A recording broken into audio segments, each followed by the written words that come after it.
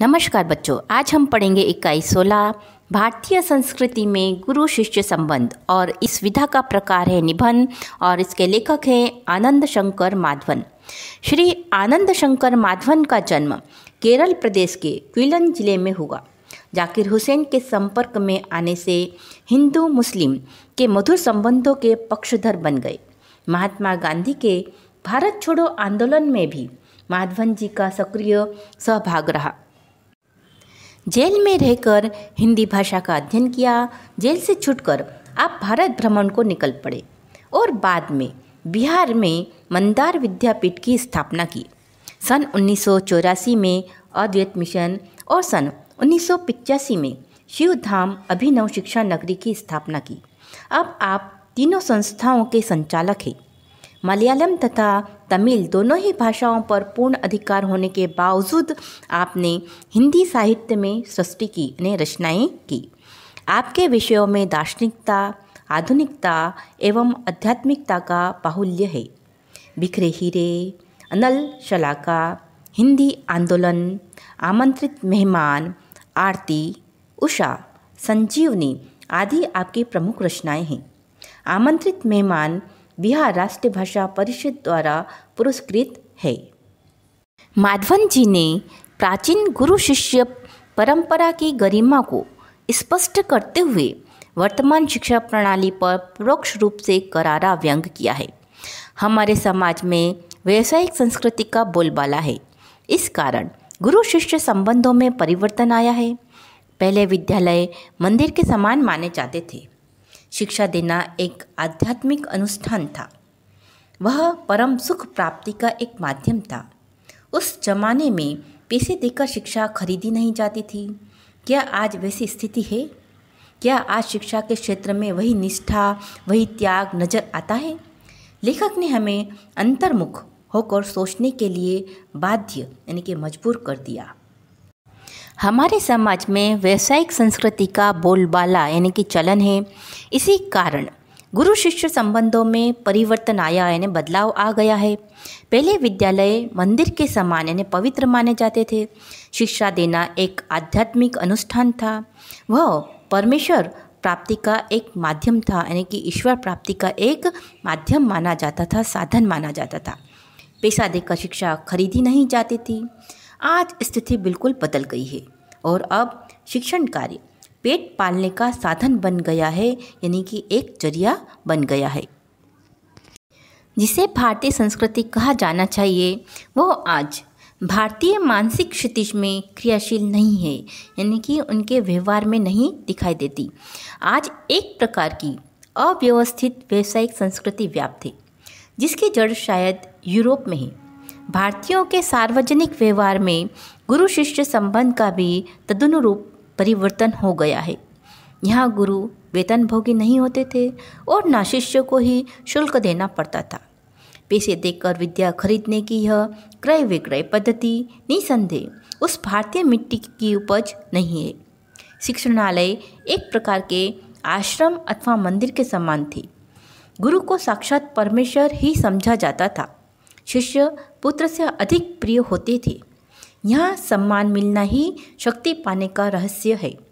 प्राचीन काल में गुरु की शिक्षादान क्रिया उनका आध्यात्मिक अनुष्ठान थी, परमेश्वर प्राप्ति का एकमात्र साधन।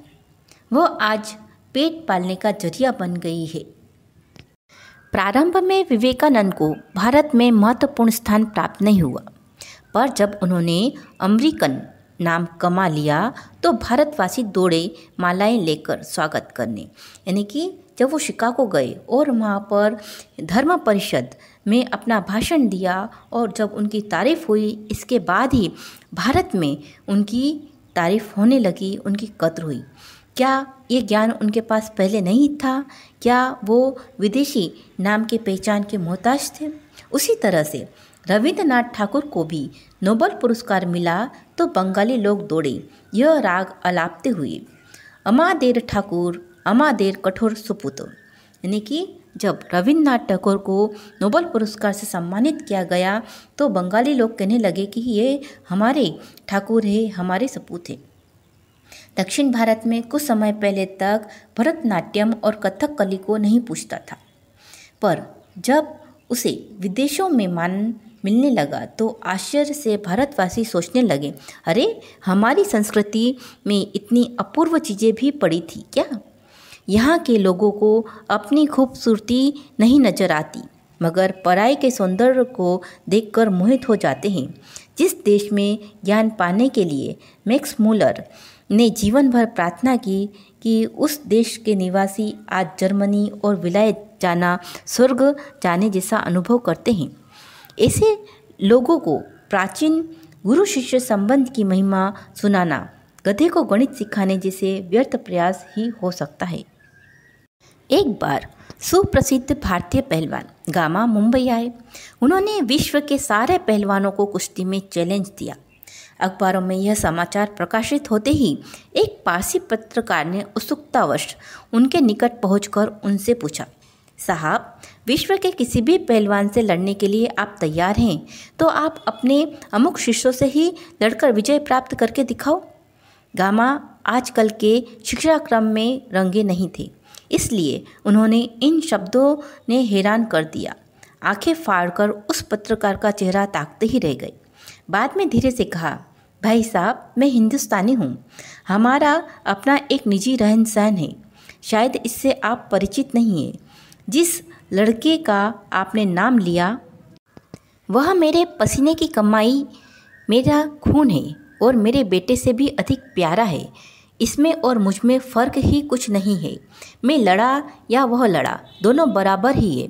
हमारी इस परंपरा को आप समझने की चेष्टा कीजिए। हम लोगों को वंश परंपरा से शिष्य परंपरा अधिक प्रिय है। ख्याति और प्रभाव में हम सदा यह चाहते हैं कि हम अपने शिष्यों से कम प्रभावी रहें, यानी कि हम यही चाहेंगे कि संसार में जितना नाम मैंने कमाया उससे अधिक मेरे पिता कमाए। मुझसे लगता है कि आप हिंदुस्तानी नहीं हैं। भारत में गुरु शिष्य संबंध का वह भव्य रूप आज साधुओं, पहलवानों और संगीतकारों में थोड़ा बहुत ही सही पाया जाता है। भगवान रामकृष्ण वर्षों से योग्य शिष्य को पाने के लिए प्रयत्न करते रहे। उनके जैसे व्यक्ति को भी उत्तम शिष्य के लिए रो रो कर प्रार्थना करनी पड़ती थी। इससे समझा जा सकता है कि एक गुरु के लिए उत्तम शिष्य कितना महंगा और महत्वपूर्ण है। संतान प्राप्ति वर्ग उन्हें दुख नहीं देता, पर बगैर शिष्य के रहने के लिए वे एकदम तैयार नहीं होते। इस संबंध में हेवान ईसाई ने भगवान ईसा का एक कथन सदा स्मरणीय यानी याद करने जैसा है। उन्होंने कहा था, मेरे अनुयायी लोग मुझसे कहीं अधिक महान हैं और उनकी जूतियाँ होने की योग्यता भी मुझ में नहीं है। यही बात है, गांधी जी बनने की क्षमता जिनमें है उन्हें गांधी जी अच्छे लगते हैं और वे ही उनके पीछे चलते भी हैं। विवेकानंद सिर्फ उन्हें पसंद आएंगे जिनमें विवेकानंद बनने की अद्भुत शक्ति निहित है यानी समाहित है।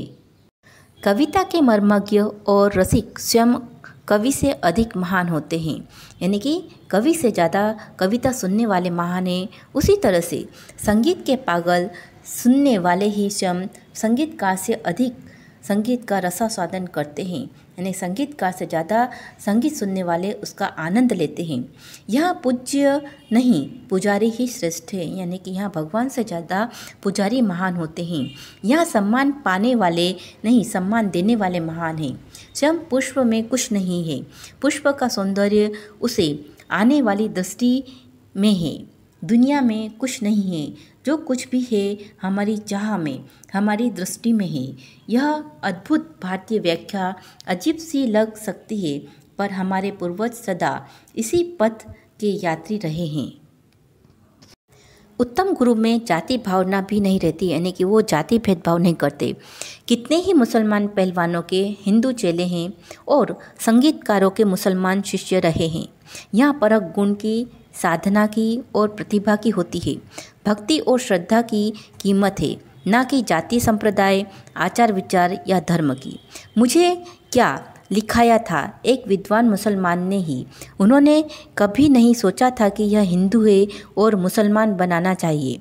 पुराने ज़माने में मौलवी लोग बड़े बड़े रामायणी होते थे और आज देहातों में भरत मियाँ, रंजित मियाँ आदि अधिक संख्या में दिखाई देते हैं। आज के गुरु व्यावसायिक हो गए हैं, इसलिए वो सिर्फ सेवा लेने में ही चतुर हैं, देने में नहीं। उपनिषदों में आचार्यों ने कहा, सेवा देने की चीज़ है, लेने की नहीं।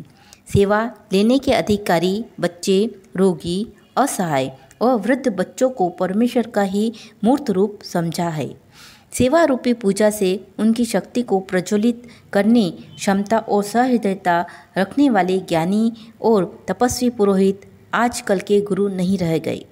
किसी भी देव मंदिर की मूर्ति की शक्ति उतनी मात्र तक ही संभव है जितनी मात्र तक उनके पुजारी की भाव पूजा में नैवेद्य भावना भरी रहती है। यानी कि वो कितना नैवेद्य चढ़ाएंगे, बस उतनी ही उनमें शक्ति रह गई है।